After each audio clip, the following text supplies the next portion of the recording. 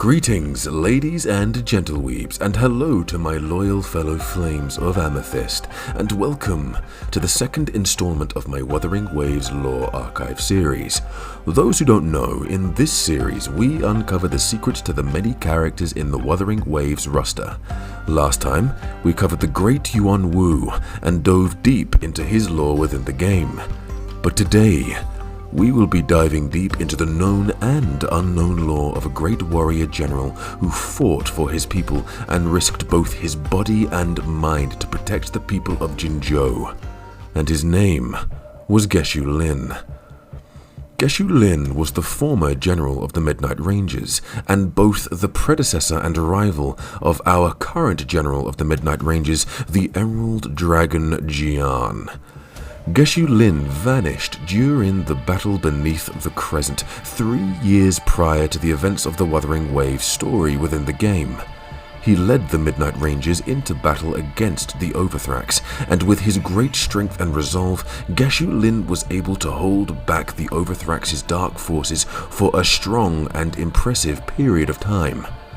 However, though he managed to successfully hold back the Dark Army of the Overthrax for an exceptional period of time, eventually the Overthrax's army kept coming with increasing numbers and began to overthrow and overrun the Midnight Rangers' numbers and drove them into a retreat. Hundreds, no, perhaps even thousands of men lost their lives during this bloody and dark battle. But did that faze the great Geshu Lin? No, not in the slightest. He gathered as much strength as he could conjure and decided to make a great but dark risk and call upon the power of the Black Flame to increase his abilities 100-fold, and with his newfound power, he was able to shatter the forces of the Overthrax and push them back once more. With his new, unbound, unrivaled power, Geshu Lin wielded a sword imbued with this dark flame, and had sacrificed his body and mind to these dark flames in exchange for power before confronting the Overthrax. He pushed them back and became more and more powerful with each passing second of wielding this newfound power, almost overpowering and surpassing the power of the dark forces of the Overthrax. But in the end, the power began to consume him with rage, anger, and his lust for war and victory in this battle changed him. He began to treat his loyal soldiers more like disposable pawns rather than living people, and in his mind every sacrifice he made was necessary to winning this battle no matter how many lives was lost. He was believed to have overclocked when fighting the Overthrax directly. Though his body was never found, he was never seen again. Blamed for the carnage and massive losses that occurred in the battle as a result of his final commands for his soldiers to stand firm and his decision to harness the power of the Black Flame, he gained a notorious reputation and was hated by many in the years to come. To this day, 3 years on, people continue to theorize the fate and potential whereabouts of Geshu Lin. Did he truly perish within that battle? Is he alive somewhere, stranded, trapped, or potentially injured? Some theorized that the great battle thrusted him through time and space. Perhaps the power of the Dark Flame consumed Geshu Lin's body into oblivion. No one truly knows the fate of Geshu Lin. Fear still lingers in most people's hearts and minds, hoping that he is never to return. Or if Geshu Lin has returned, based on the power he possessed before his disappearance, and in this 3-year gap, how powerful has he potentially become in his absence?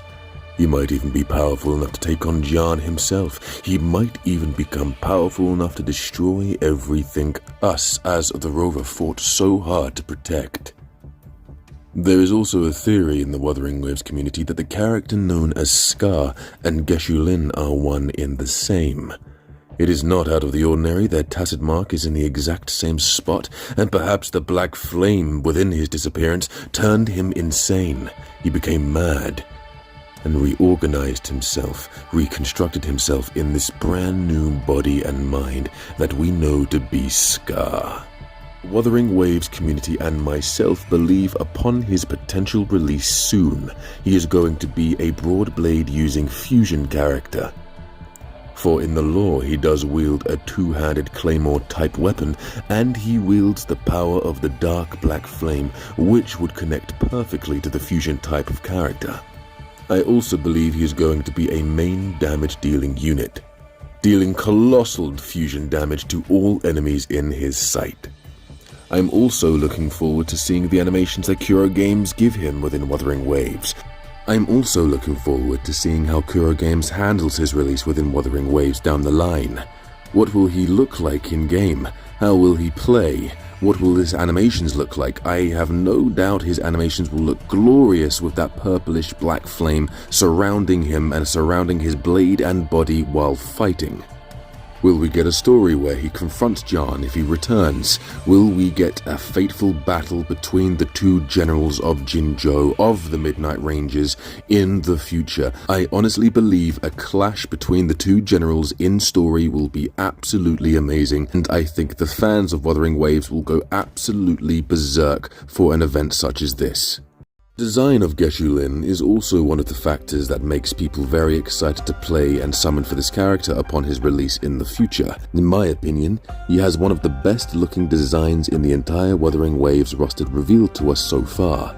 From his long silver hair to his golden yellow eyes. He has a tacet mark across his throat, and alongside that he wears sacred beads as a necklace. His grey and black garments, along with a little bit of tinted green, are very simple and yet effective. He has scars and bandages all over his limbs, and the golden writing across his clothing is also a very key and subtle detail that I very much enjoy. His sword, his greatsword, his claymore that he wields, the Broadblade, has chains and the markings of the black flame along the blade itself. The design of this character, though some would say simple, I believe there is more to it. I believe there's a charm to it. I believe it gives him a sense of character. I believe it suits his character rather well, and I'm looking forward to seeing how he looks and plays in-game in the future. But you let me know what you think down below in the comments, and if you enjoyed this video, like and subscribe. I really appreciate it. We are closing in on 1,000 subscribers, and this particular video is one that I was looking forward in making for quite a while, as Geshu Lin is one of my favorite characters, regardless of how much we know about him. When Kuro finally decides to announce his release in Wuthering Waves, and upon his release I will do a follow-up lore video discussing where he has been, what he has been up to, how powerful he has become, and what brings him back to the world of Solaris 3. Whether it be vengeance, whether it be to reclaim his general title, whether it be to make amends with the people of Jinzhou, I cannot tell you until his release down the line. But until then guys, I really appreciate your time on these videos. I appreciate you guys enjoying and supporting me throughout this journey in making content creation for Wuthering Waves.